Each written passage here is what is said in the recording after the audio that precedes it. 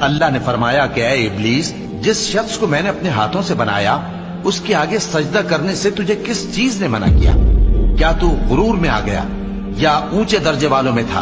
बोला कि मैं इससे बेहतर हूं कि तूने मुझको आग से पैदा किया और इसे मिट्टी से बनाया। फरमाया बस यहां से निकल जा, तू मरदूद है और तुझ पर क़यामत के दिन तक मेरी लानत पड़ती रहेगी। कहने लगा कि मेरे परवरदिगार, अच्छा तो मुझे उस रोज तक के लोग उठाए जाएं, मोहलत दे। फरमाया कि तुझको मोहलत दी जाती है उस रोज तक जिसका वक्त मुकर्रर है। कहने लगा कि मुझे तेरी इज्जत की कसम, मैं इन सब को बहकाता रहूंगा सिवाय उनके जो तेरे चुने हुए बंदे हैं। फरमाया ठीक है, और मैं ठीक ही कहता हूं कि मैं तुझसे और जो इनमें से तेरी पैरवी करेंगे सबसे जहन्नम को भर दूंगा।